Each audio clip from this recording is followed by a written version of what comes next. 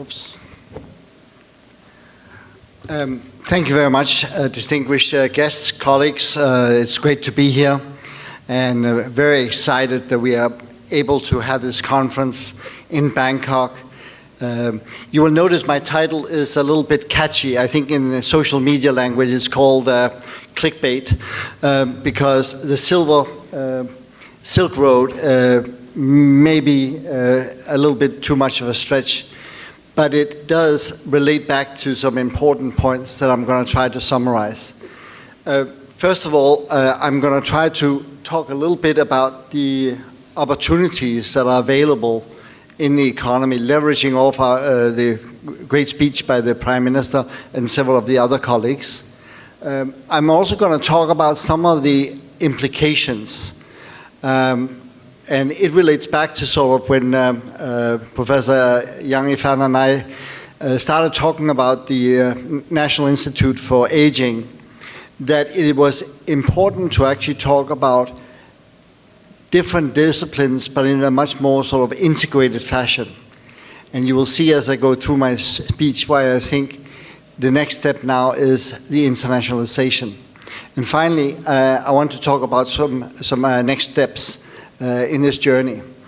So I'm not going to repeat a lot of the things that has already been talked in terms of the magnitude of the issues, the graying of the population here in Asia, the fast graying economy that also provides opportunities.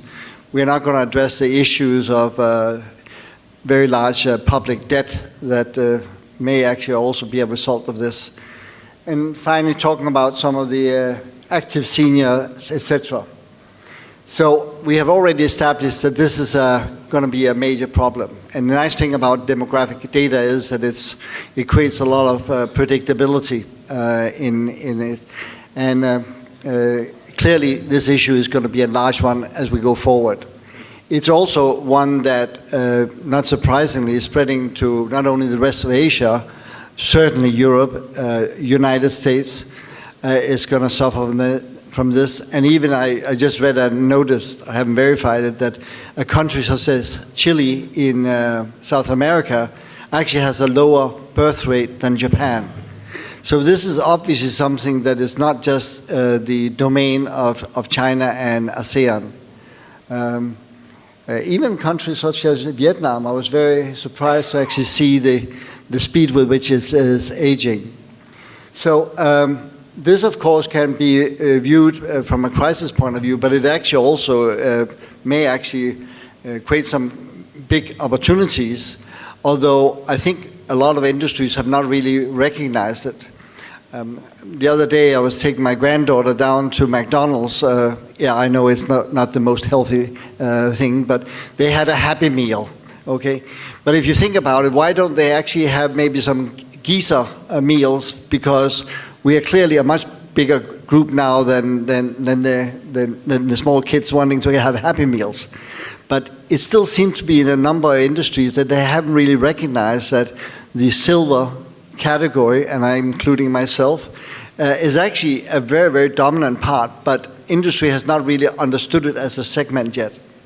So there's great opportunities here, and it is clearly growing a lot.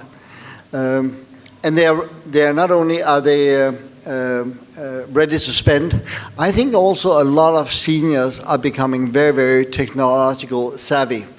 Some of my friends in Penang, Malaysia, where I live, are past 80, and they're still using ChatGPT and DeepSeek, etc., which maybe a lot of young people are surprised about.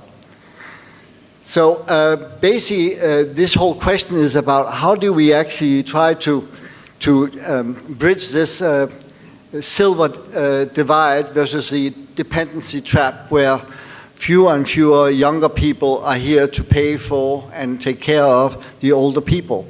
And I think in order to solve this, we need to think broader than just in academic silos, but much more integrated. So basically, we have an unprecedented scale of change. We have a speed that I think actually creates some urgency in our ability to bring forward solutions. And then how do we actually create opportunities out of this crisis? To me, the way actually to think about this is actually a three-way integration of both policy, technology, and capital. Okay? I do think that in order to overcome this, there needs to be a shift in policy making. The Prime Minister already in his excellent talk discussed the need for making these policy changes, but also how difficult these changes are to make. We need to actually think about new ways of supply chain synergies and integration, not only across disciplines and activities, but also across countries. And we need to actually help sort of create integration through regulatory harmonization, data standards, and labor mobility, and standards in education. So in China, when we first started to talk about creating a national institute for interdisciplinary aging research, I would say that China was only in beginning to start to think about this. Now, I know from my own experience in Malaysia that this is also something that is an issue throughout Southeast Asia. I spoke with the Chief Minister of Penang. Penang has a population of about 2 million people. And when I spoke to him, he said, you know what, we have more than 300,000 people here in Penang that are more than 65 years old, and we have absolutely no plan for it. And I think this is actually widespread through Asia. So in China, we started with some basic elderly care infrastructure issues. We worked on community care reforms and digital deployments. And now it's really taking on sort of AI care, smart devices, and industry upgrades to a large extent. So I would say in Asia, and I'm not familiar with many of the other countries, but it is becoming something that is really key and creating importance. China, of course, has been a leading factor in many of the technology issues. And I think we need to recognize that. But also, as the Prime Minister said, there are lots of opportunities in Asia for the more softer elements that can actually play a critical role in elderly care. The digital integration, I think, is very important, both in terms of cross-border consultation and data interoperability. And one of my pet peeves is this whole notion of actually starting to benchmark things. We need to benchmark performances, both in the technology space, but also in terms of whole care, and I guess in terms of life quality. What are these parameters we are looking at? We also should remember the issues of how do we finance this in the future. And coming from Northern Europe, I can tell you, I hope that Asia and ASEAN countries will not make the same mistakes as we have done in Northern Europe, where basically the public finances are the one that are expected to carry the burden. To me, it is vital that we actually make incentives for each individual and individual families to actually prepare to take care of the elder generation, because public debt is not going to be able to sustain good care in the future. Just try to ask people, both in Northern Europe, in England, and the rest of Europe, how many of the social services and healthcare, etc., is basically failing. It used to be very good, but it is no longer so. So I do think that the issues of public financing versus self-care, etc., really needs to be addressed in a serious way here in the ASEAN countries. So what can we actually be doing? Well, we can do a lot in terms of cross-border integration. And just like we try to do in terms of different academic disciplines, when we started off the China National Interdisciplinary Institute, in order to create velocity and force in helping prepare for a silver economy, I think it is critical that the ASEAN countries work together. As I say up here, why can't a device certified in Shenzhen be deployed in Jakarta? You know, rather than each country, each region starting to reinvent the wheel, let's work and collaborate with each other.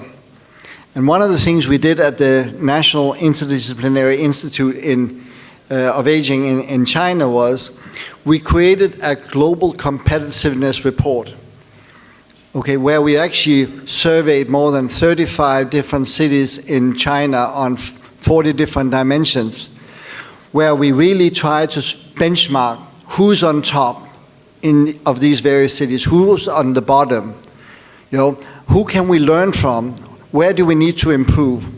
And I hope that we can start to do something similar here in ASEAN in order to fast-track developments and pursue best practice across the region for the benefit of the employees.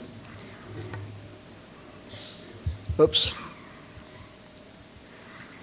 So last one is one of our pet peeves, which is of course labor mobility, but it's also about the kind of training and standards that need to be developed in the whole educational areas and caregiving. And we know this from China, that if you don't have good standards, you know, you are not able to deliver consistent quality across the various cycles of the aging. So I hope we'll be able to work on some standards in this area. So finally, in policy, I think there's a number of different things that need to be done across ASEAN, and I hope that ASCAM can actually find an important role here. In technology, I think we need to be much better at actually spreading the best practices and technology certification, etc. And finally, in terms of capital, I think we need to make sure that pensions reform takes place, that also you have pensions ability to travel across countries in order to follow the retirees, as I have done, now moved to Penang, where my aging life is going to take place. So I hope the ongoing development here is going to be practical. I hope the ASCAM is going to be the center where people are looking for in order for practical things to demonstrate itself. And finally, let's look forward the next 5 to 10 years to find an effective way of improving the silver economy. Thank you very much.